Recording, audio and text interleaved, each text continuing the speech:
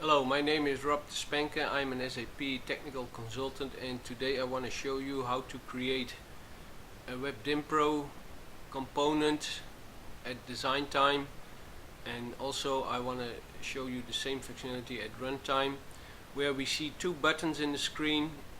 One is forward, the other one backward. If we press the forward button, we will see the backward button. If we press the backward button, we will see the forward button. So how do we do this? First, I create a SAP component called cButton with a view named main. In the view, we add a context to set the visibility of the buttons, and we call it visible button, and we reference it to the WDY boolean. Alright, this is our attribute where the buttons will be referenced to. Then I create two buttons. Button 1, type button, and button 2, also type button.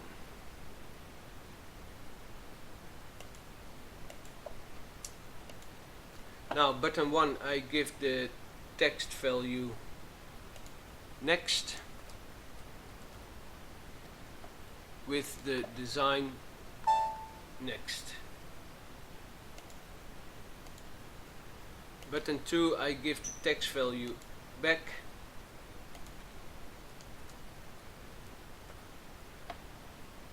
with the design previous. Both buttons need an action handler. I call it push.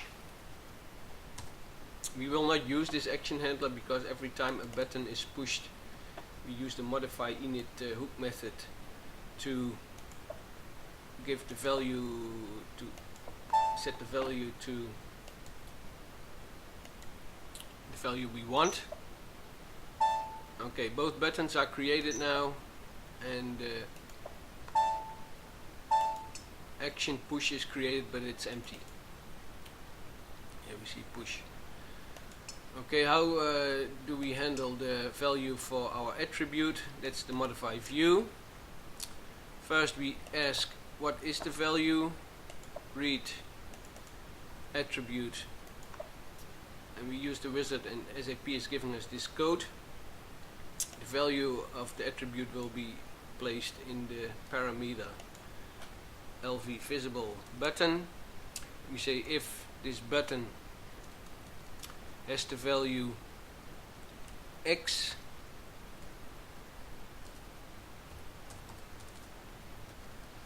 then we make it empty. We use the wizard again. We say set value visible button. We get all this code. This is double, so we can all cut it out. We only need this piece of code. So we set this value to empty is Abap false, and if it's Abap false, we say it's true. To X,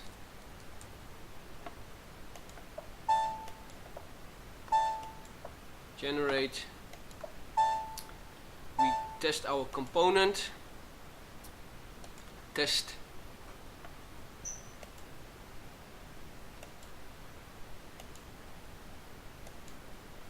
and we will see the next and back button. That's because we did not bind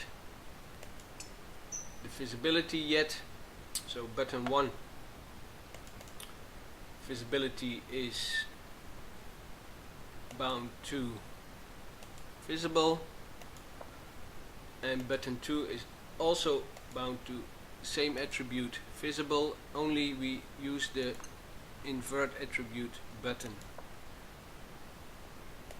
We save it, generate,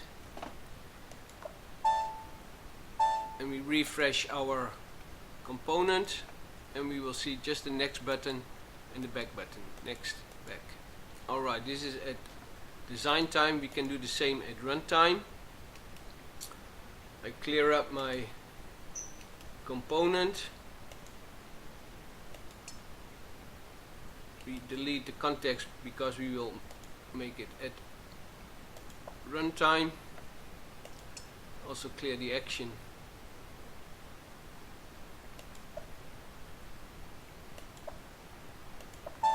So the method push has disappeared, and we will also clear the modify view because at runtime we have to make two buttons, same like we did at design time.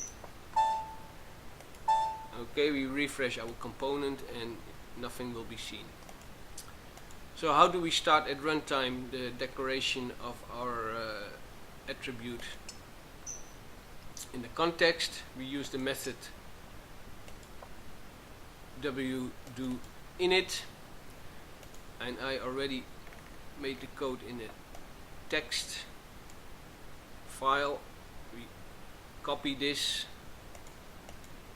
and we paste it.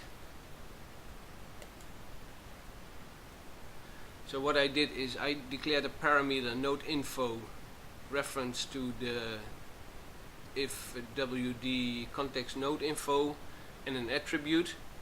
This is the node info, get its value from the context, actually this context, and the attribute is filled with the name of the attribute fish buttons, and the type is wd boolean, and here the attribute is added to our context node.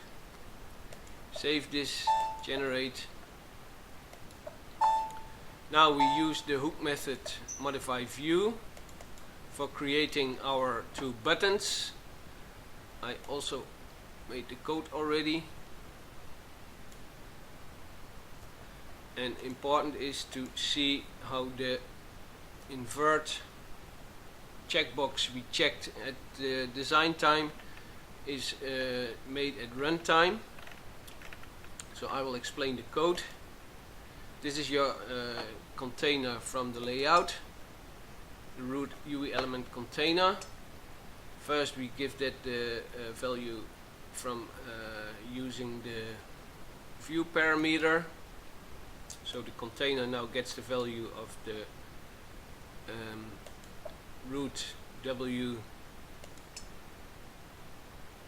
UI element container, and in this container we create two buttons. Button 1 with an ID design like forward and text, and the action handler we are not using, so let's make the action handler push, but there will be no code in this push method because of we use the modify view for giving the value to the attribute we designed at runtime.